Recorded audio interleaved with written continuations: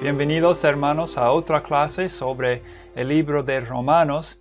En esta clase todavía vamos a estar en capítulo 5 y vamos a dar la segunda mitad de este capítulo y vamos a estudiar específicamente versículos 12 a 21 y aquí vamos a ver lo que es la discordia divina entre Adán y Cristo.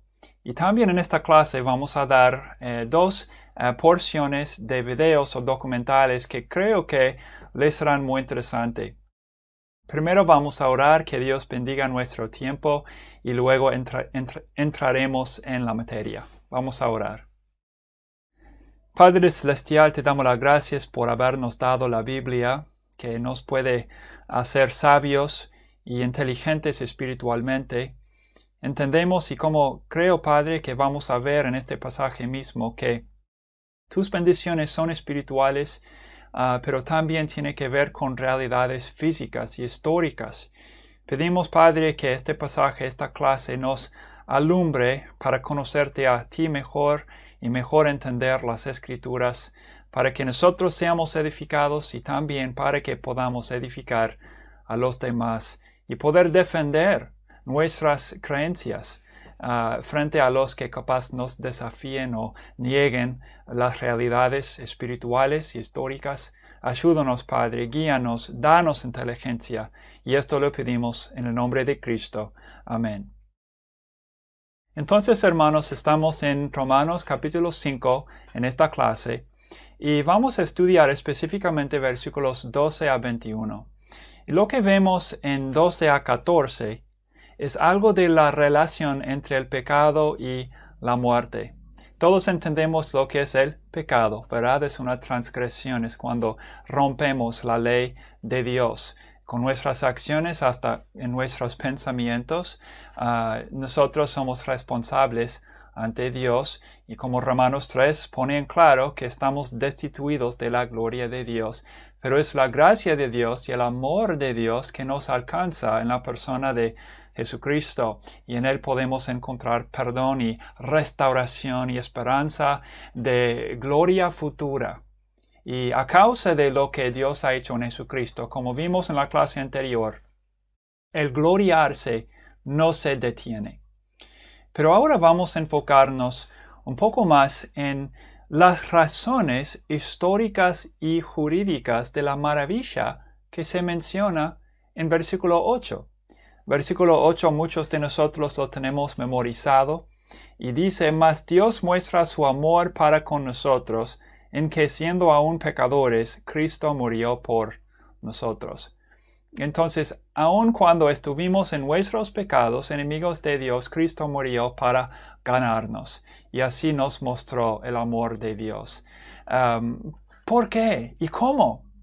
Y bueno, el apóstol Pablo ya a partir de versículo 12 entra en las razones históricas y jurídicas de esta maravilla.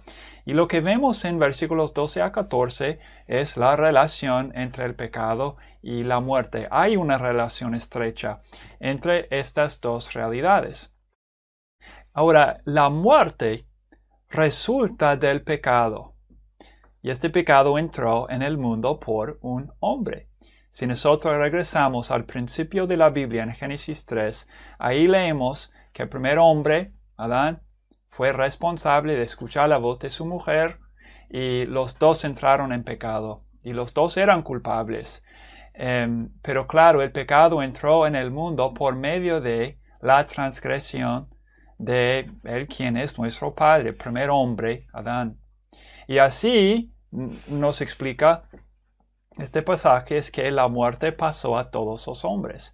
Y también eso se ve cuando leemos el libro de Génesis y hasta el resto, ¿verdad?, de la historia en toda la Biblia, que todos pecaron y todo empezó con él, quien es nuestro padre, Adán.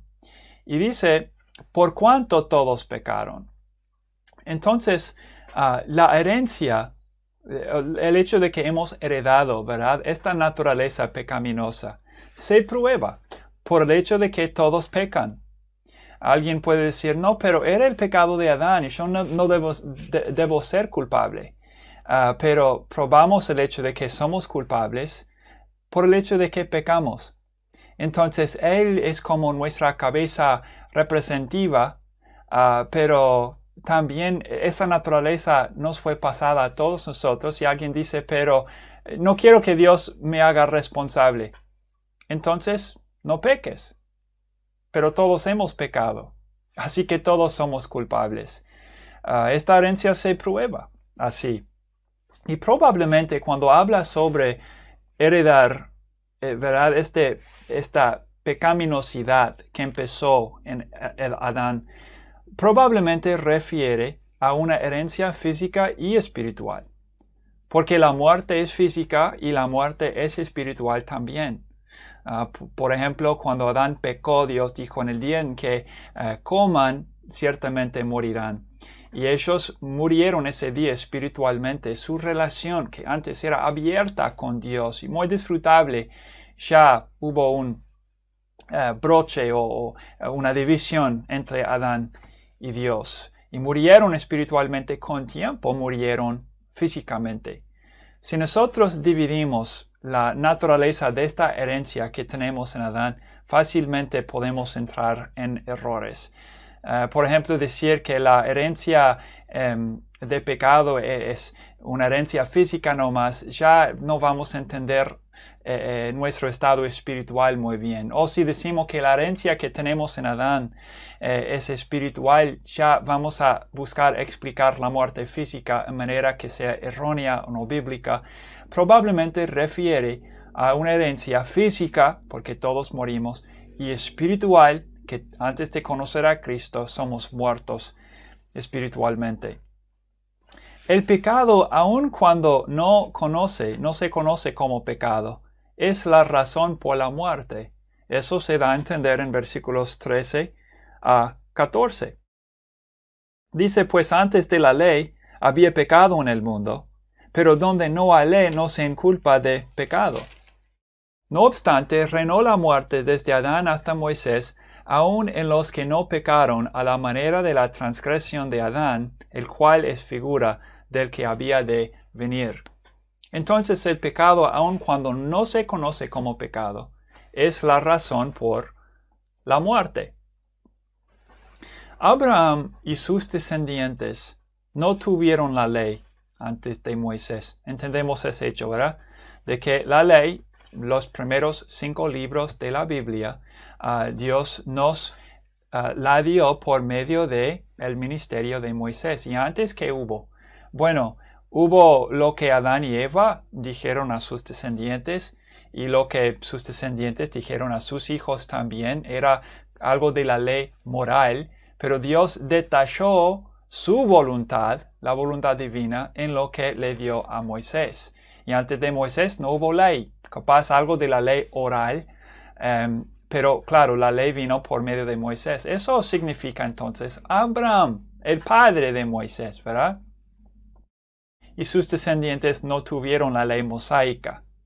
Parece que las naciones gentiles tuvieron la ley por medio de oír de los judíos y recibir misioneros, porque habla aquí sobre antes, ¿verdad? De la ley, y también habla sobre el hecho de que reinó la muerte desde Adán hasta Moisés, aun en los que no pecaron a la manera de la transgresión de Adán. Y ahora podemos hablar sobre qué significa eso. Ahí en punto número 2, en la materia, dice: el pecado siempre ha existido desde Adán. Y la ley manifestó entonces toda la pecaminosidad del pecado. Y no queremos pasar por alto tampoco el resto del punto número 1. El hecho de que entonces, si la ley fue dada a los judíos por medio de Moisés, ¿cómo puede que Dios,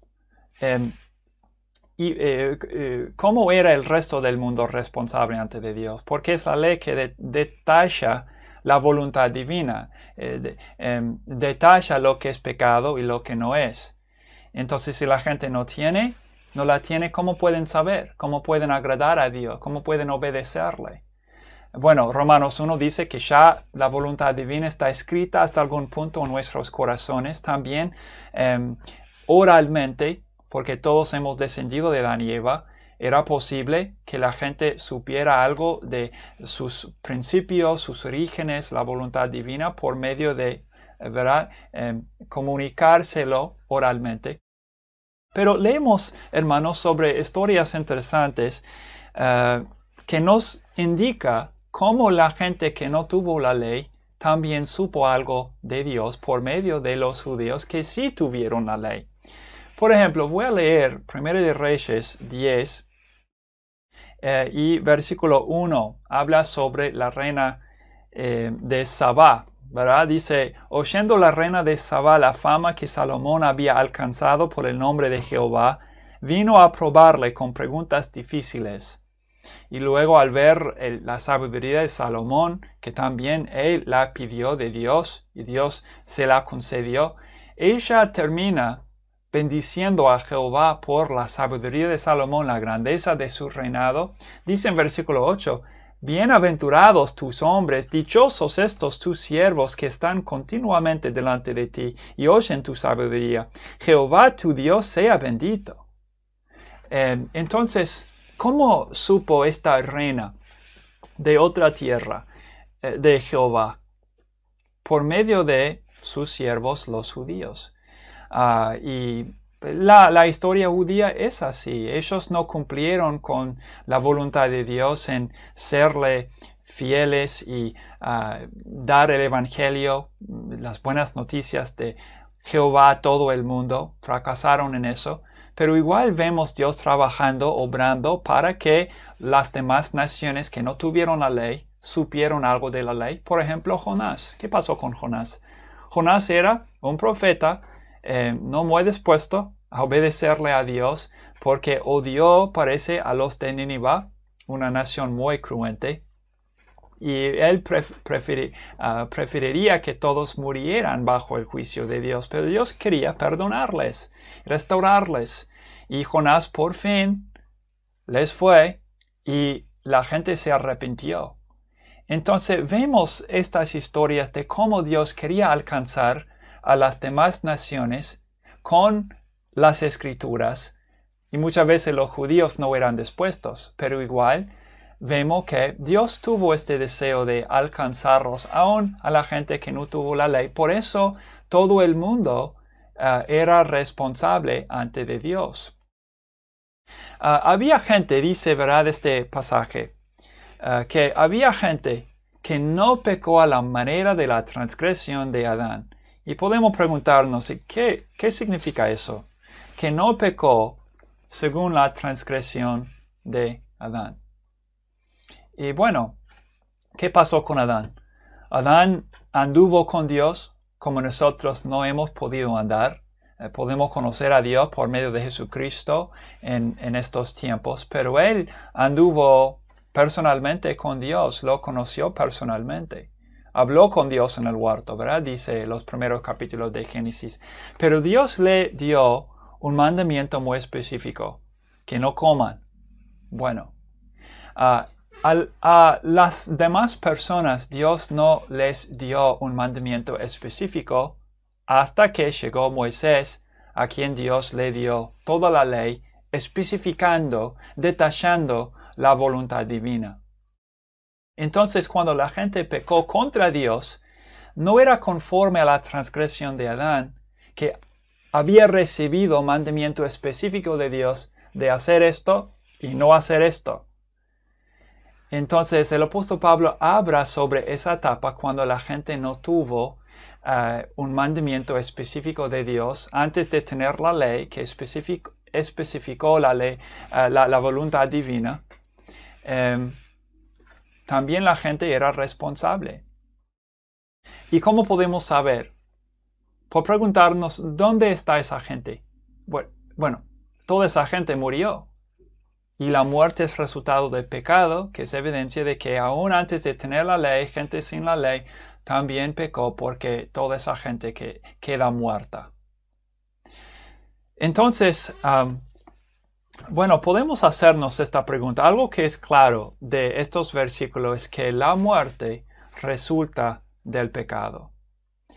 Ahora, la Biblia habla sobre un tiempo que va a llegar en algún momento en el libro de Apocalipsis sobre cuando la gente querrá morir, pero no podrá.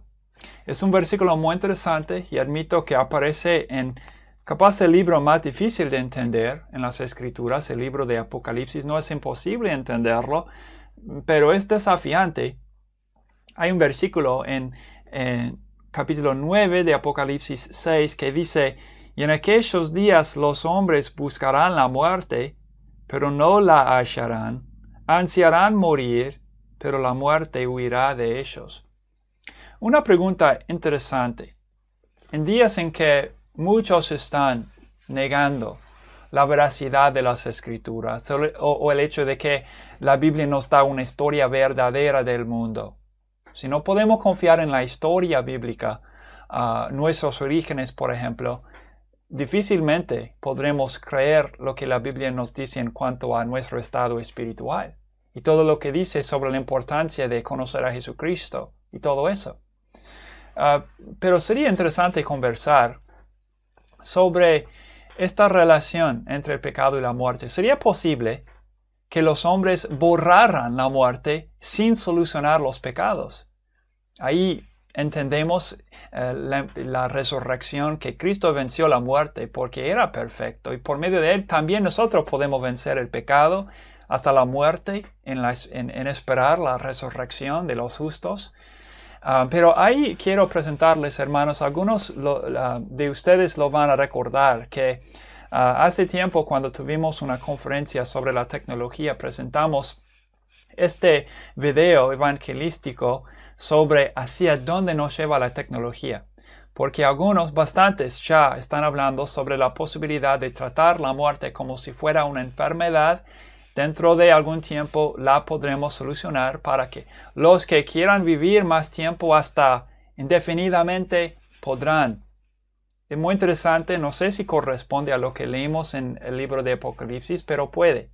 Y entonces, quiero que tomen una pausa aquí, que hagan una clic en este video hacia dónde nos lleva la tecnología para pensar un poco más en este tema. Es interesante, ¿verdad?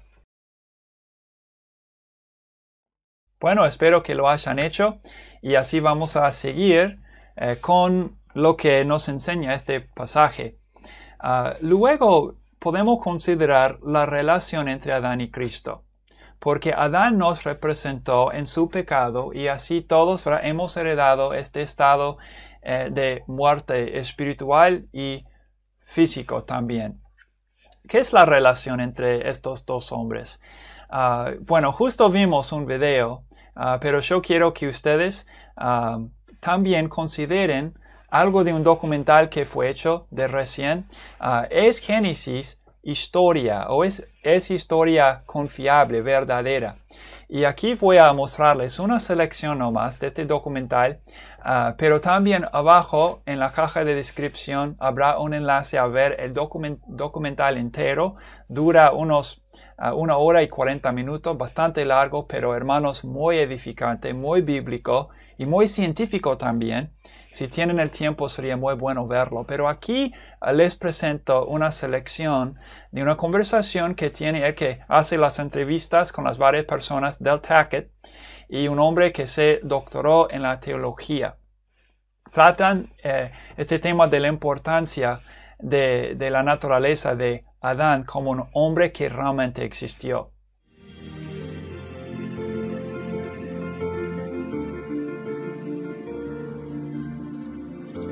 George Grant wanted to meet me at a garden near his home. He said it was a good reminder of where our history began. So there's something significant about the Genesis text in which Adam and Eve are then placed into a garden to tend it. That's more than just a story. It's much more than just a story. One of the things that you see in Genesis chapter 1 is the structure for time. The universe is created for a 24-hour day. And so everything from the way our sleep cycles and the way our work cycles work all come from that definitive historical account there. When we get to Genesis chapter 2, we start to see the meaning and purpose of man. Of course, in Genesis chapter 3, we see the disruption of everything by the fall. the implications of an historical fall, an actual man and an actual woman who actually yielded to actual sin, have then implications all through the rest of the Bible. If you remove a literal Adam and Eve, that changes the whole shape of what history is and how history is remembered. Is that because when we pull an Adam and Eve out of a historical record, we can then pretty much make up what we think about man and marriage and even sexuality? Absolutely. The Apostle Paul understood the events of the early chapters of Genesis as formative, not only for our understanding of history, but for relationships between men and women and their children, the character and nature of marriage, rightness and wrongness in moral relations, including sexuality. All of that is assumed from those early chapters of Genesis, oftentimes quoting the passages verbatim. It seems that even Peter is taking that event of the flood, for example, as a historical event and laying it in the context of what he's pointing to, a judgment that will come. So even judgment is a part of understanding that historical record. You cut things off from history and you lose sight of the meaning of all of it.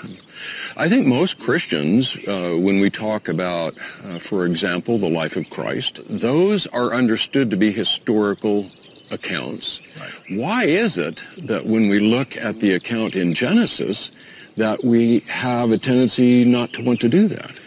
We have a tendency not to do it because we're constantly exhorted to not see it that way. From the culture around us? The culture around us, from theologians, modern theologians who are trying to somehow, in their minds, fit the truths of Scripture with the so-called discoveries of science, which, if you know anything about the history of science, you know is an incredibly unreliable path.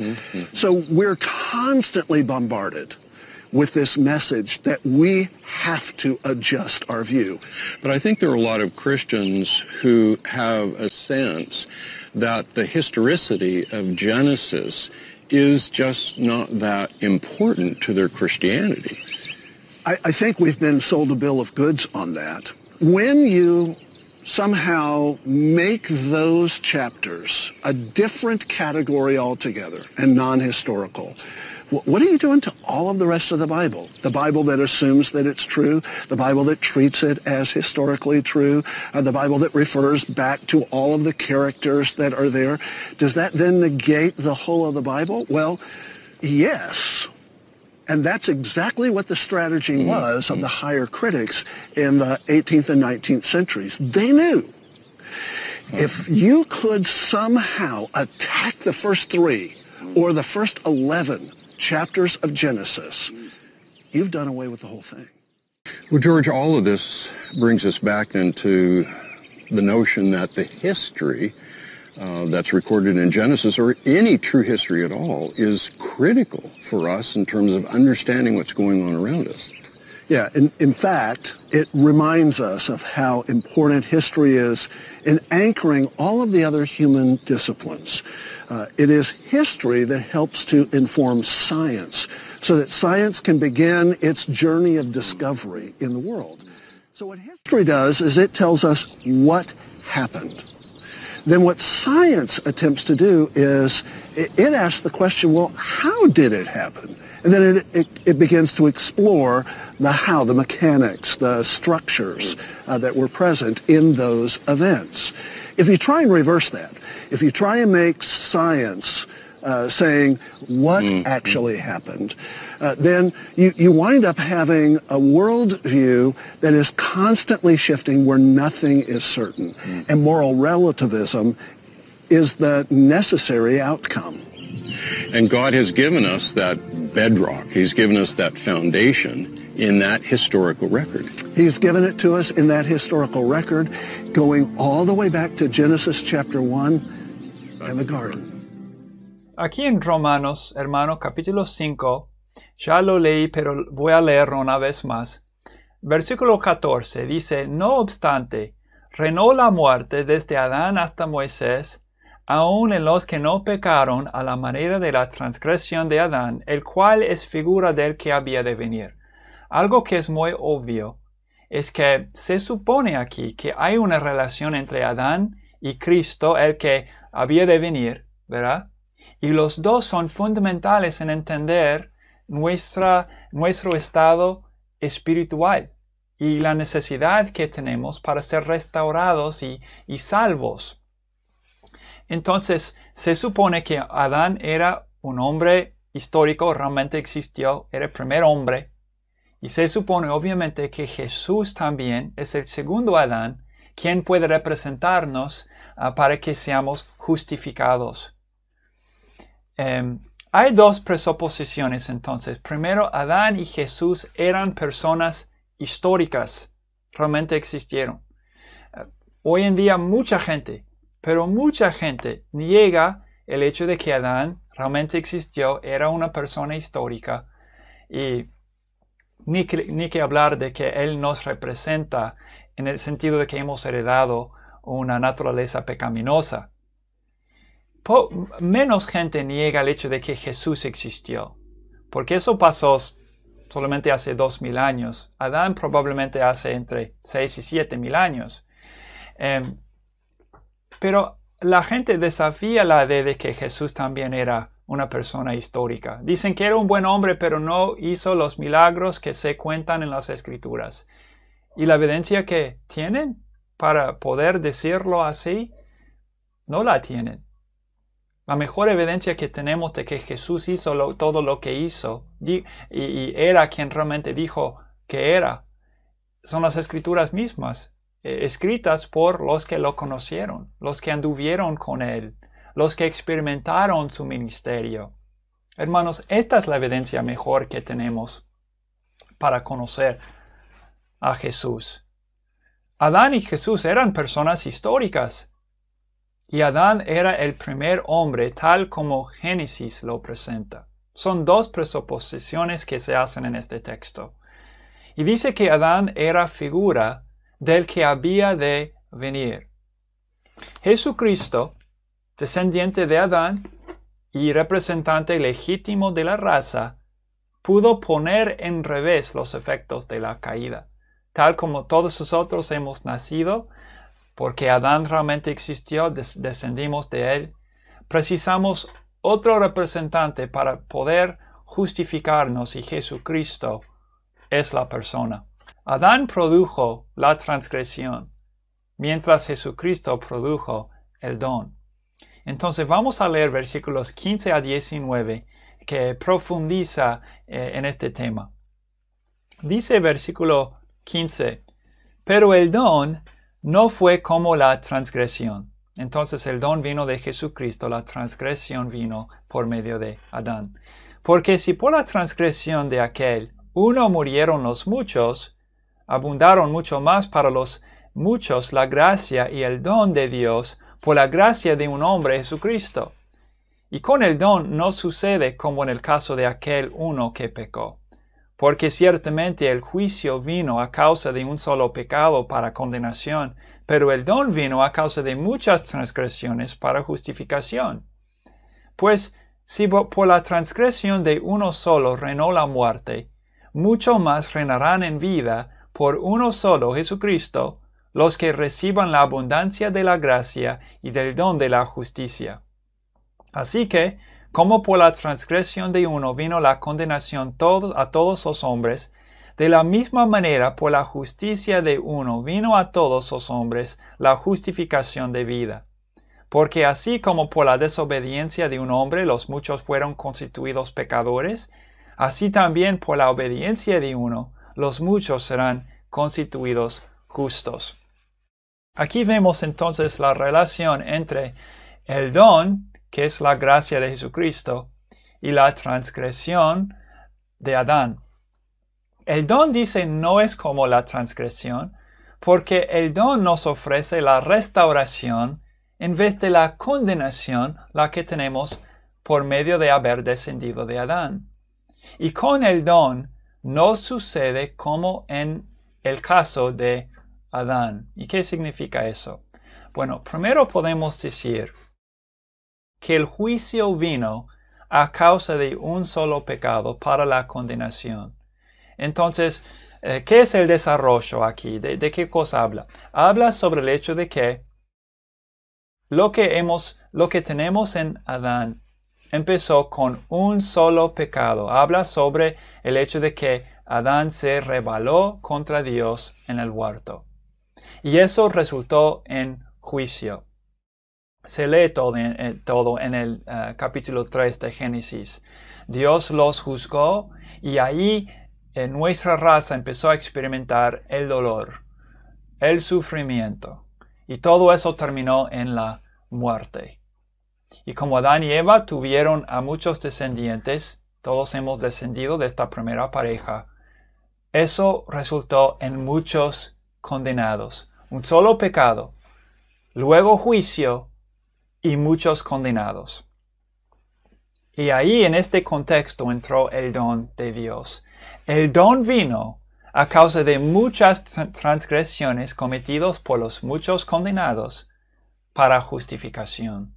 Entonces, en cuanto a lo que tenemos en Cristo, el punto de comienzo son muchas transgresiones entre los muchos condenados. Ahí entra el don. Eso resultó entonces en el don. Y por medio del don experimentamos la gracia de Dios, el amor de Dios, el perdón de Dios. Y eso termina en muchos justificados. Entonces, lo que tenemos en Adán son muchos condenados. Lo que tenemos en Jesucristo son muchos justificados.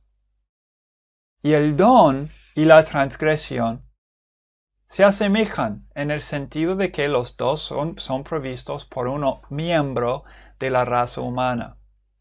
Y los dos afectan al hombre física y espiritualmente. Claro, en Adán tenemos pecado y muerte. En Jesucristo tenemos la gracia, perdón y la vida eterna. Se asemejan, pero no se asemejan en las siguientes áreas. Primero, el punto de comienzo es diferente. En Adán hubo un solo pecado, un mandamiento de no comer, y él comió, rompió, ¿verdad? La voluntad de Dios. Un solo pecado. Cuando Cristo entró, hubo muchos pecados. Y también es diferente en el sentido de que no todos serán justificados. ¿Cuántos son afectados por el pecado de Adán? Todos. Entonces, ¿todos serán justificados por Jesús? No, hermano, cuando leemos las Escrituras entendemos que habrá algunos que rechazan la gracia de Dios en favor de tener libertad percibida para poder seguir en su rebelión y en su pecado. Tenemos que humillarnos y someternos a la voluntad de Dios para poder participar en esta bendición de ser justificado. No todos serán justificados. Ojalá que todo el mundo fuera, pero el mundo también tiene libre albedrío y pueden decidir qué van a hacer con Cristo, rechazarlo o recibirlo. Y yo sé que la mayoría de nosotros somos creyentes, hemos recibido a Cristo, pero si este mensaje, esta clase, llegue a ser oído por alguien que todavía no conoce a Cristo, todos somos condenados. Y habrá algunos, no todos, pero algunos que serán justificados también. ¿Vos sabés que Dios quiere incluirte a ti en este plan de la salvación? Su amor puede alcanzar a todos. Ha alcanzado a todos en la muerte de Jesucristo. Pero tú tienes que decidir qué vas a hacer con Jesucristo. Recibílo entonces y no rechazalo. No todos serán justificados. Sí, todos son condenados. Y es diferente también en este sentido, que el uno no sigue el otro en sentido lógico o penal. Pero así es la gracia y el amor de Dios. Todos merecían ser condenados. Es lógico y es penal. Pero la gracia de Dios entró cuando no lo merecíamos. Esa es la maravilla de Romanos 8 y 9 que explica que aun cuando no agradábamos a Dios, Dios se agradó a enviar a Cristo para que Él muriera en nuestro lugar, para que nosotros fuéramos perdonados y justificados hasta glorificados en algún momento. También es diferente en ese sentido. Una ilustración, ¿verdad?, de este amor de Dios es, por ejemplo, cuando un padre quiere regalar algo a su hijo. No es siempre porque el hijo hizo algo bueno o porque el hijo lo mereciera. A veces un padre, ¿verdad?, es amable para con su hijo simplemente porque lo ama. Y él puede. Si él decide hacerlo, lo hace. Y el Padre, Dios el Padre, nos ha actuado en manera semejante. Porque aun cuando no merecíamos su gracia, su perdón, su amor, siendo ya condenados a causa de nuestros pecados, Él entró en la escena por medio de lo que hizo en Jesucristo. Entonces, no sigue en sentido lógico penal lo que Dios nos ha hecho, pero Él puede hacer lo que Él quiera. Y gracias a Dios, Él actuó a nuestro favor. Y lo que la ley manifestó, Cristo solucionó. Vamos a terminar por leer versículos 20 a 21. Y el capítulo termina con esto. Pero la ley se introdujo para que el pecado abundase. Mas cuando el pecado abundó, sobreabundó la gracia, para que así como el pecado reinó para muerte, así también la gracia reine por la justicia para vida eterna mediante Jesucristo Señor nuestro. Entonces regresa a hablar sobre este tema de la ley, y ya entendemos por haber estudiado los primeros capítulos de Romanos que la ley no puede justificar a nadie. Lo único que la ley puede hacer es detallarnos la voluntad divina para que entendamos mejor la santidad de Dios y nos destaca nuestra pecaminosidad, pero no puede justificarnos. Nos muestra nuestra necesidad de la gracia de Dios y de su perdón. Lo que la ley manifestó, nuestra pecaminosidad, Cristo solucionó. El pecado siempre era una realidad, aún antes de tener la ley.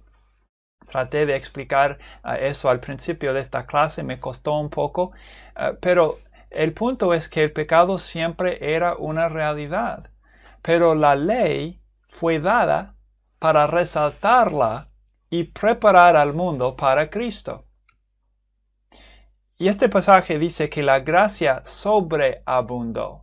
El pecado abundó y la gracia sobreabundó. Más fuerte que el pecado. Puede vencer la vergüenza y el pecado hasta la muerte misma. En nosotros, si nosotros nos disponemos a recibir este don de Dios en Jesucristo. Sobreabundó la gracia y luego nos explica cómo. La gracia resultó más abundante a causa del efecto de la ley. La ley fue dada, pero destacó nuestra pecaminosidad, no logró justificar a nadie y esta gracia entonces se hace aún más abundante.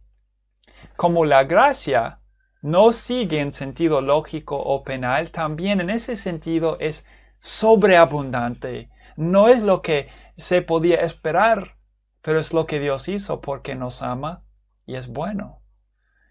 Y dice, para que la gracia reine por la justicia para vida eterna mediante Jesucristo.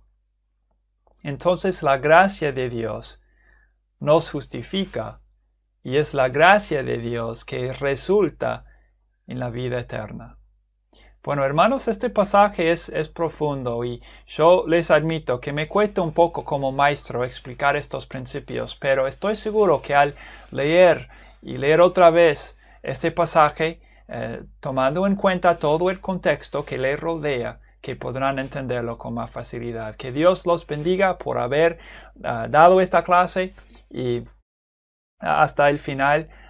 Me es una gran alegría poder estar en esta clase con ustedes y que Dios les bendiga en gran manera. Que tengan un buen día o buena noche, como el caso sea.